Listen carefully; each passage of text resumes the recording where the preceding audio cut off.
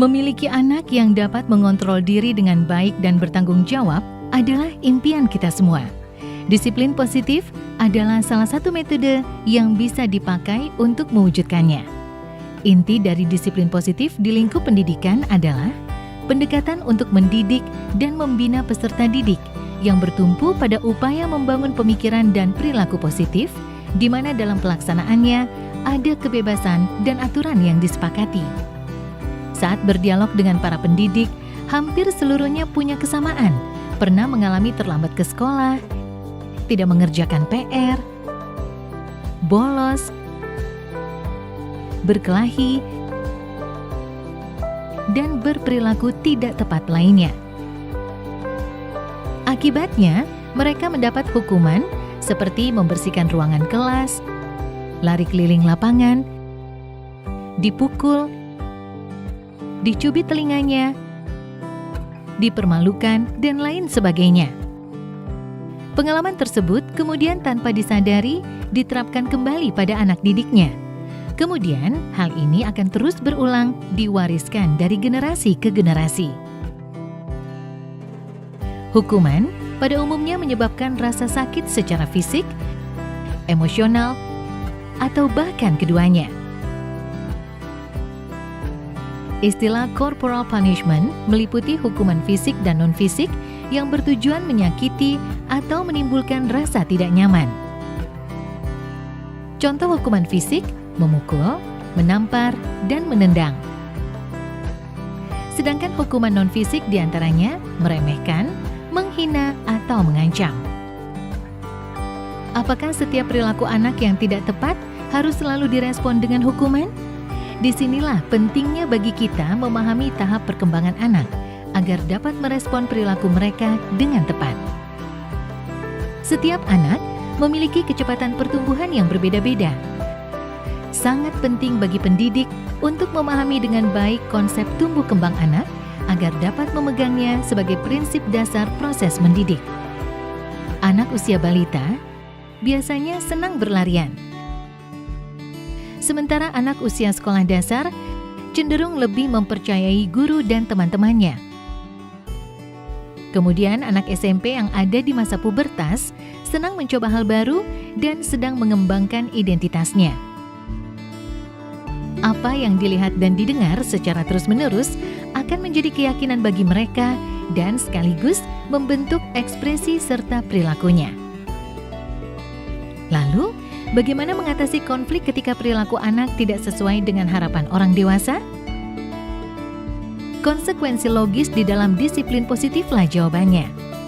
Konsekuensi logis adalah konsep paling dasar dalam logika. Dalam pendidikan, konsekuensi logis fokus pada solusi. Anak akan diajari mentaati aturan atas dasar kesadaran dan tanggung jawab. Anak juga mendapat penjelasan mengenai konsekuensi tindakan dan empati. Ada 2 syarat kondisi dan 4 prinsip dalam penerapan konsekuensi logis.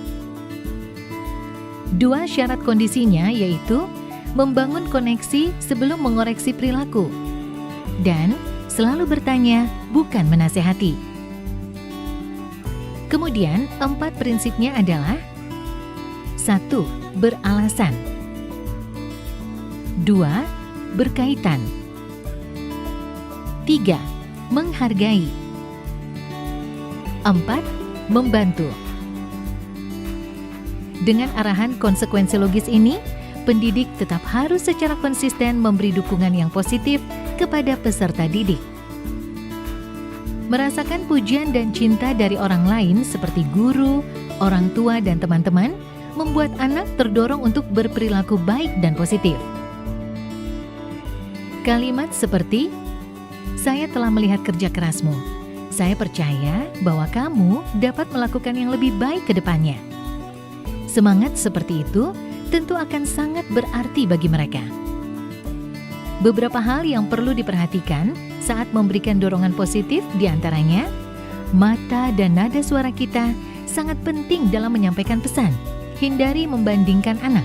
Fokuslah pada kekuatan dan perilaku positif mereka. Dan ajaklah anak untuk melihat kesalahan sebagai salah satu proses belajar. Beberapa prinsip dasar dapat digunakan dalam pelaksanaan disiplin positif sehari-hari. Di antaranya yaitu, pastikan kita selalu mendengarkan sebelum memberikan pendapat atau keputusan. Bedakan antara perilaku dengan kepribadian anak. Kembangkan rasa saling menghargai. Jangan sungkan memberikan dorongan atau pujian. Dan pastinya, gunakan konsekuensi logis dalam mengatasi perilaku anak. Semua upaya yang kita lakukan bertujuan untuk membuat lingkungan berkembang dan belajar yang inklusif, aman, dan nyaman bagi anak. Situasi kondusif diharapkan dapat mendorong mereka mencapai prestasi yang setinggi-tingginya. Pendekatan disiplin positif sejauh ini telah menjadi metode yang mendukung agar anak dapat bertumbuh sesuai dengan potensinya dan membuat mereka dengan penuh kesadaran mengerti makna tanggung jawab atas pilihannya.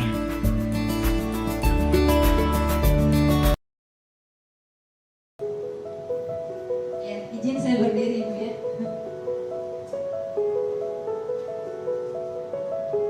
Bismillahirrahmanirrahim. Assalamualaikum warahmatullahi wabarakatuh.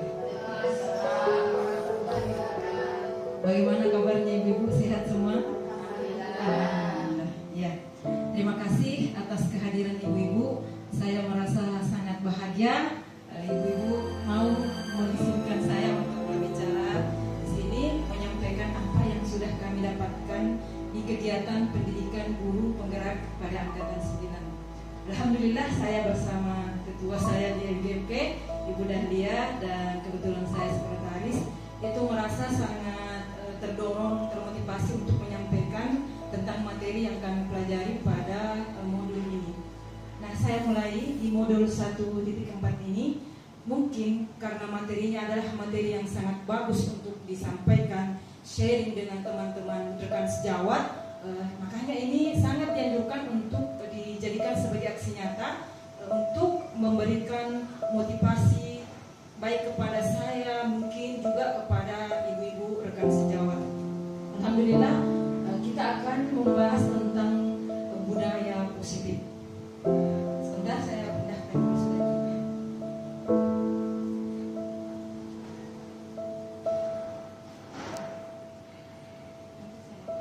Iya, boleh, iya Kak. Iya. Nah, budaya positif itu boleh mungkin kita pernah ada di pemikiran kita, kata budaya dan kata positif. Mungkin ada yang pernah mendengarkan itu, tetapi lebih yang umumnya mungkin. Nah, kalau kami di modul ini mempelajari budaya positif itu sangat mengkhusus dengan karakter-karakter yang dilakukan oleh stakeholder yang ada di sekolah. Contohnya seperti guru, kemudian murid dan sebagainya yang ada di lingkup pendidikan.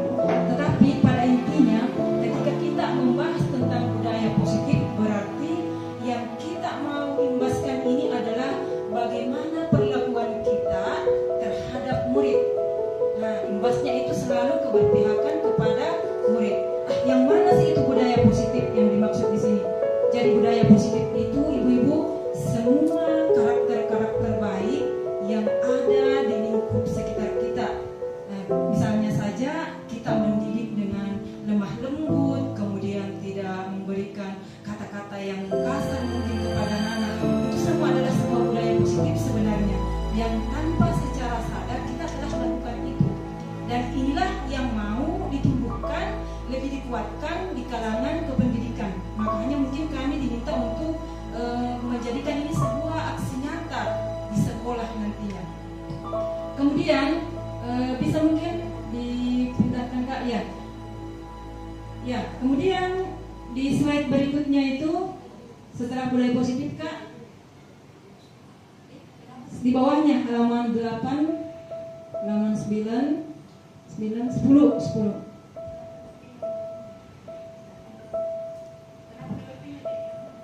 Sebentar.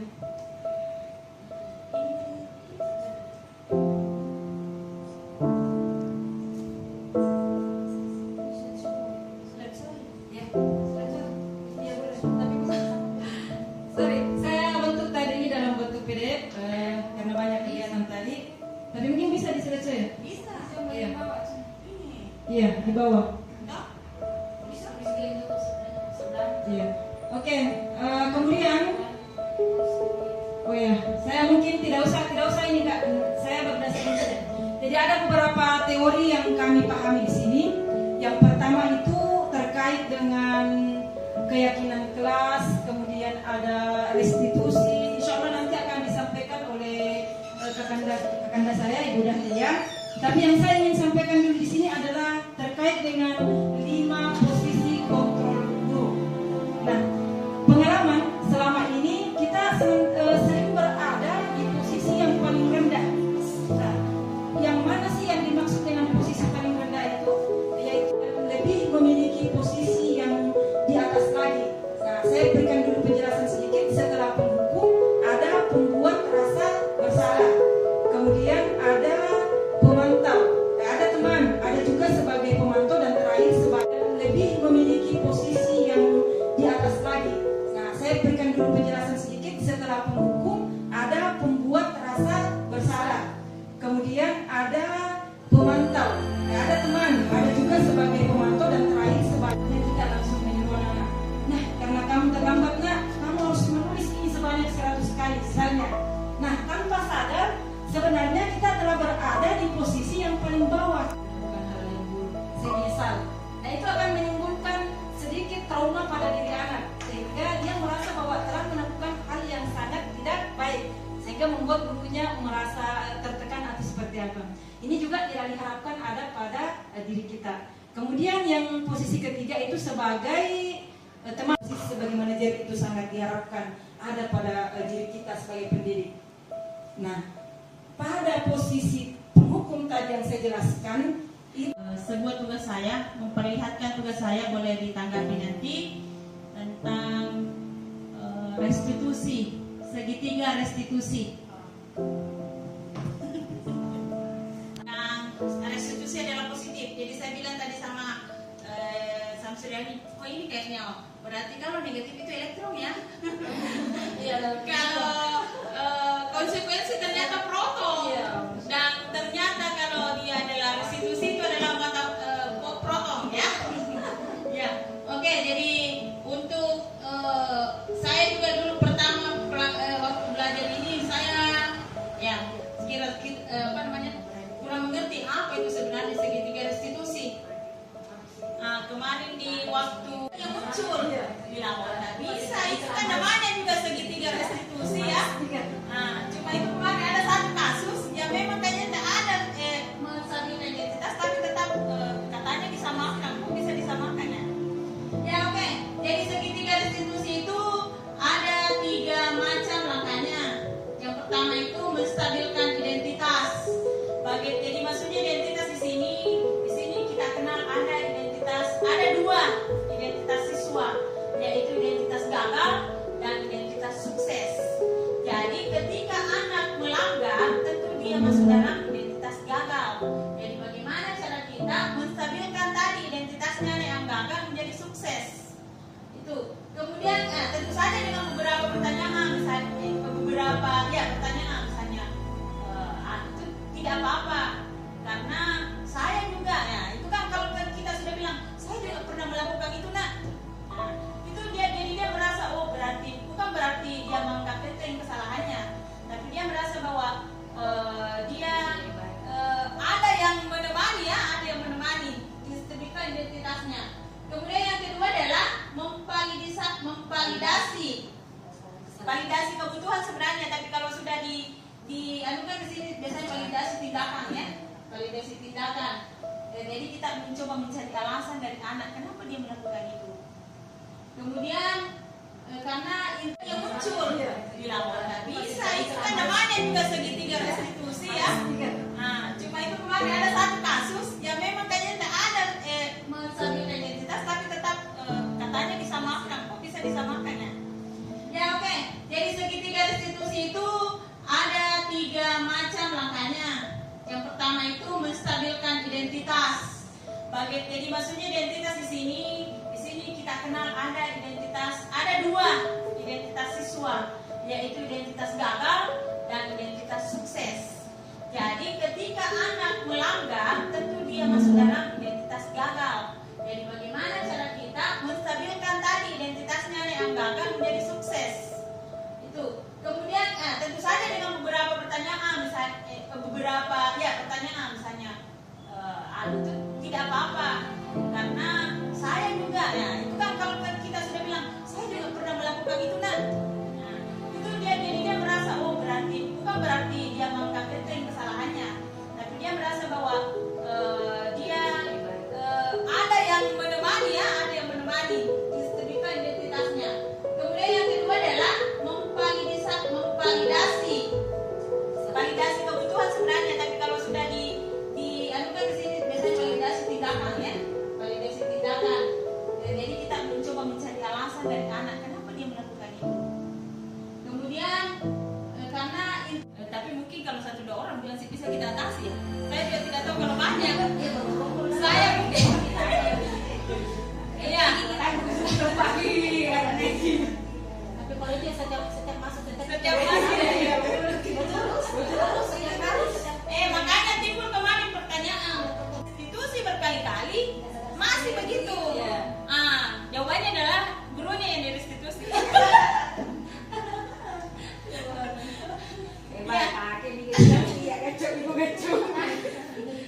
Bapak Ibu semuanya, alhamdulillah hari ini kita sudah mengikuti tadi diseminasi tentang budaya positif. Mudah-mudahan kita semua bisa menerapkannya di sekolah masing-masing. Amin.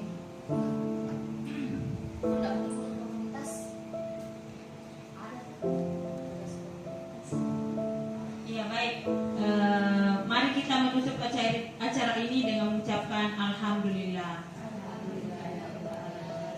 Terima kasih ibu-ibu, kami sudah ambil waktunya. Mohon maaf. Assalamualaikum warahmatullahi wabarakatuh. Boleh kita bikin komunitas? Ada bisa. Apa kabar anak-anak? Baik. Alhamdulillah. Saya lihat hari ini ada 2 bangku yang tidak terisi. Ya, coba balik kiri dan kanan. Siapa di sampingnya yang tidak hadir? Kelompok 4 siapa nak? Andi, Arsila. Kenapa, Sa? Siapa lagi yang satu? Laura. Ya. Sebelum memulai pelajaran, mari kita berdoa dulu. Yang pimpin doa, Resa. Ini nak Resa, maju ke depan. Kalau berdoa, posisi duduk ya Mbak. Silakan nak. Resa. Dengar kata Resa ya, kita mau berdoa. Marilah kita membaca doa sebelum belajar. Doa dimulai. Bismillahirrahmanirrahim.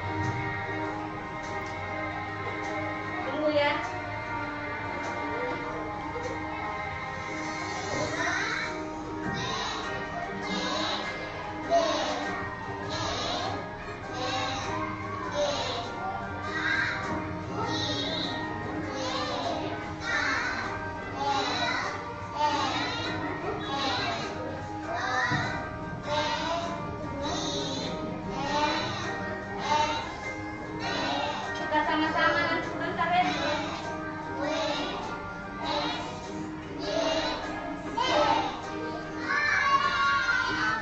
Kita ulang ya, nyanyi sama-sama ya.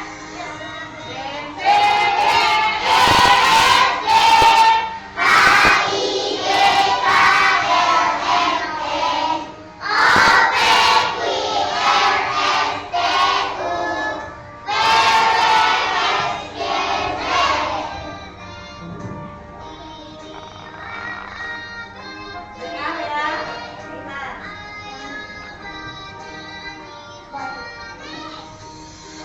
Baru apa nah ya? Bentar ya. Nah, bentar disebut ya.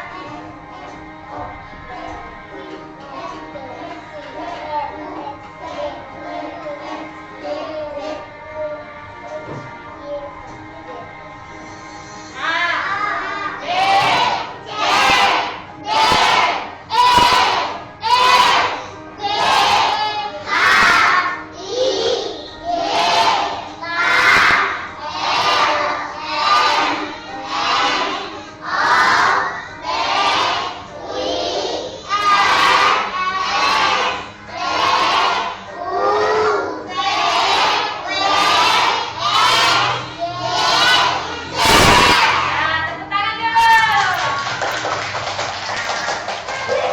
Tadi kalian sudah bernyanyi.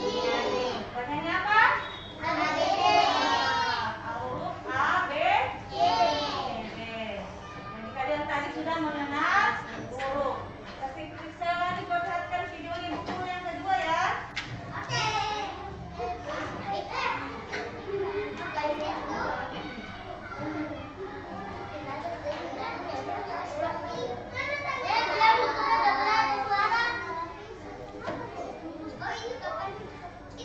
Jadi kita mengenal huruf vokal dan huruf konsonan. Belajar huruf vokal dan Ya, konsonan. dan disimak dulu videonya ya. Sebelum ibu guru jelaskan sebentar.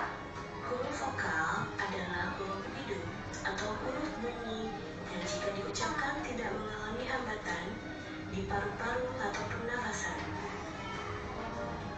Huruf vokal ada 5, yaitu A, Sebut nak. I,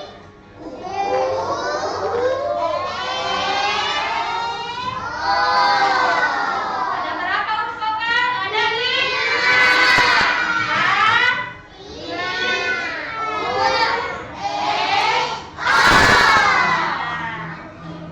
Nah, ini adalah huruf konsonan. konsonan adalah Yaitu huruf huruf mati mati yang yang jika mengalami diucapkan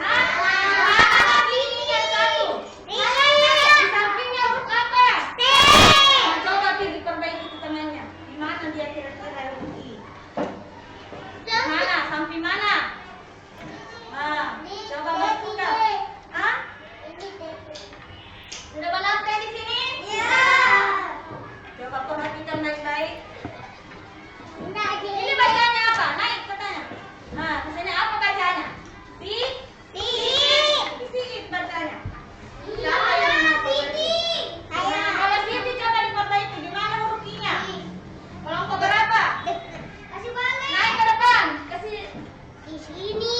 Di mana? Di sini mana? Ya, suruh kita mata ke situ. Ya, coba diperbaiki nak. Sudah mana? Sudah. Baca apa bacanya itu? Sini. Dulu. Mana kaki sama ini? Kenapa loyo-loyo? Ke sana. Iya. Jadi bacanya sih. Temannya Siti.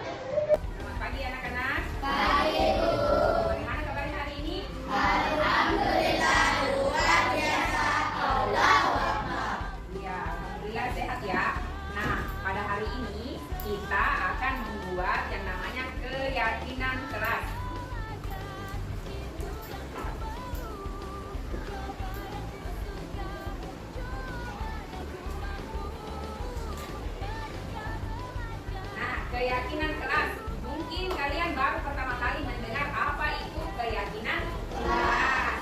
Nah, keyakinan kelas itu hampir sama atau ada miripnya dengan yang namanya peraturan kelas. Bedanya adalah kalau peraturan kelas adalah peraturan atau hal yang dibuat untuk kita patuhi, untuk kita jalankan, untuk kita laksanakan. Dan biasanya ada apanya kalau peraturan kelas? Kalau kita tidak jalankan atau melanggar, ada hukumannya atau sanksinya. Dan biasanya peraturan kelas itu siapa yang buat? Guru atau wali kelas. Nah, sekarang kita akan membuat yang namanya keyakinan kelas. Kalau keyakinan kelas ini yang buat itu kita bersama murid-murid dan ibu guru. Jadi keyakinan kelas itu sesuatu yang kita yakini, hal yang baik untuk kita jalankan. Sehingga lama-kelamaan itu akan menjadi kebiasaan dan menjadi budaya positif. Nah, cara membuat keyakinan kelas adalah ibu nanti akan membagikan stigmat ini setiap orang satu lembar. Kalian akan menuliskan keyakinan kalian untuk kita tempelkan di depan. Terus kita lihat yang mana yang akan kita jadikan keyakinan kelas. Perlu anak-anak ketahui bahwa keyakinan kelas itu kalimatnya positif. Bagaimana itu kalimat yang positif? Misalnya, tidak membuang sampah sembarangan dengan buanglah sampah pada tempatnya. Yang mana kira-kira sih kalimat positif? Buanglah sampah pada tempatnya atau tidak membuang sampah sembarangan? Angkat tangan. Apa? Kalimat pertama, tidak membuang sampah sembarangan. Kalimat kedua, buanglah sampah pada tempatnya. Yang mana kalimat positif? Naila? Iya, buanglah sampah pada tempatnya. Jadi tidak ada kata tidak. Jadi misalnya kita juga ingin membuat kalimat tidak merusak barang di kelas. Apa kalimat positifnya? Tidak pakai kata jangan juga. Apa? Tidak merusak barang di kelas. Apa? Apa? Menjaga apa? Iya, menjaga barang-barang di kelas. Kalau misalnya apa lagi? Contohnya, satu. Keyakinan kelas yang tidak menggunakan kata negatif. Misalnya, tidak mengganggu teman. Apa kalimat positifnya? Tidak pakai kata jangan. Apa? Kalau tidak mengganggu teman bisa diganti dengan kalimat positif seperti apa? Saling menyayangi atau saling apa? Saling menolong. Apa lagi? Iya betul, saling menghargai. Jadi sudah paham ya cara membuat keyakinan kelas. Sekarang ibu akan bagikan satu lembar satu orang. Indonesia maju, berkarya, berinovasi yang dibutuhkan saat ini. Merdeka belajar, itu yang ku mau. Coba yang ku suka, coba yang ku mampu. Merdeka belajar, itu yang ku mau. Dimanapun saja. Bagaimana? Sudah selesai menuliskan? Ya, kalau sudah silahkan ditempelkan di papan tulis. Mulai dulu dari sini, baru ini. Silakan.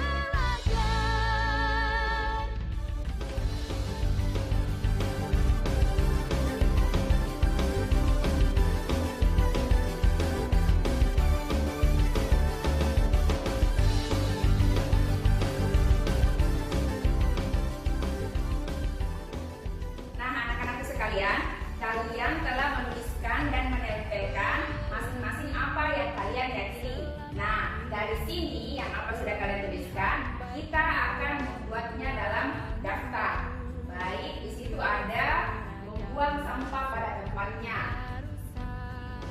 Keberagaman kadang terlupakan karena kebutuhan kita. Kemudian menjaga kekompakan kelas. Kemampuan kita tak sama.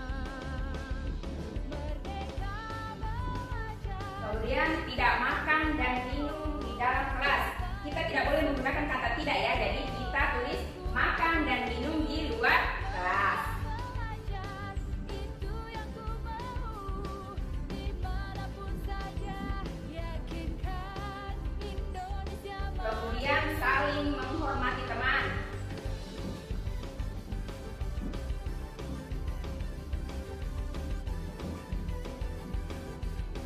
Kemudian berbicara dengan baik.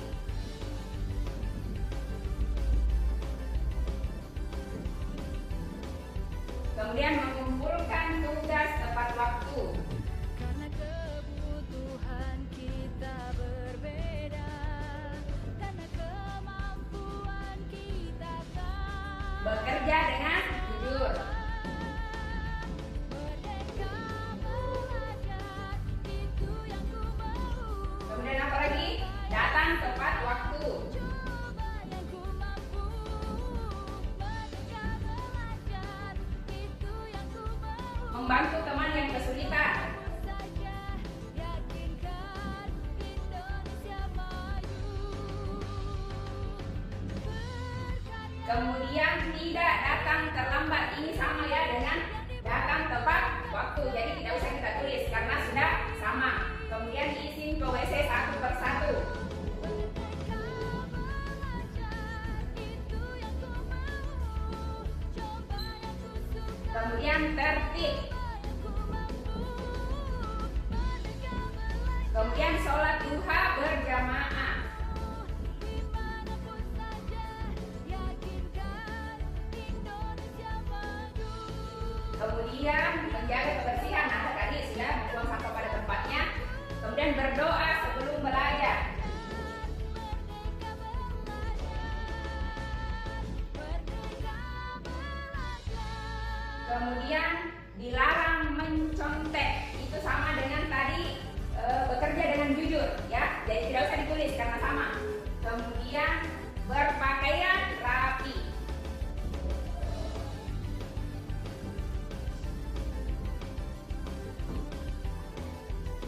Sholat duhur berjamaah.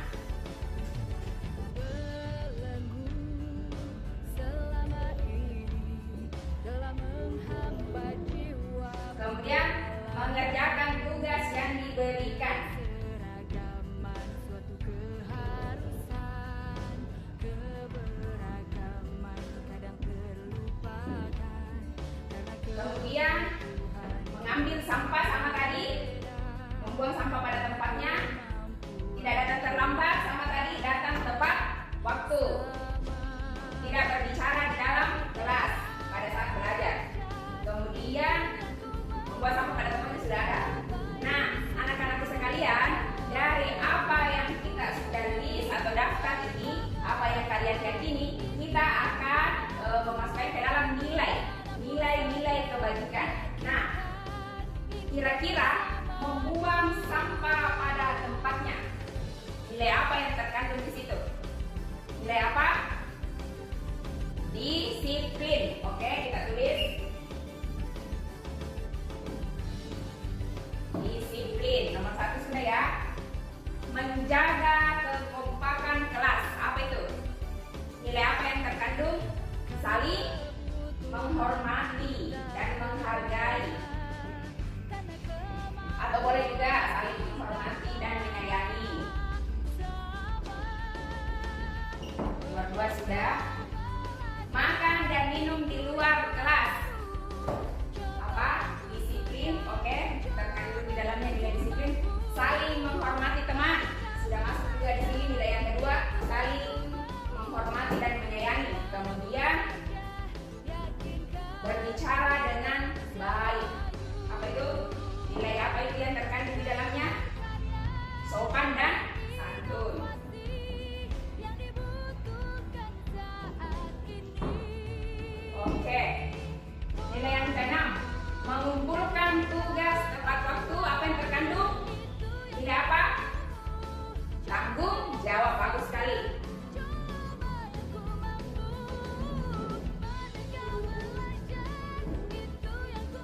Bertanggung jawab. Bekerja dengan jujur. Boleh ya, boleh bertanggung jawab juga di situ. Kemudian 8, data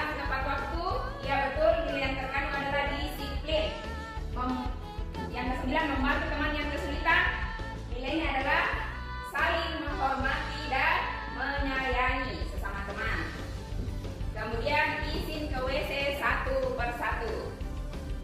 Boleh di situ tertib ya, nilai yang terkandung di dalamnya. Tertib. Sholat duha berjamaah. Nilai apa yang terkandung di dalamnya anak-anak? Betul, religius.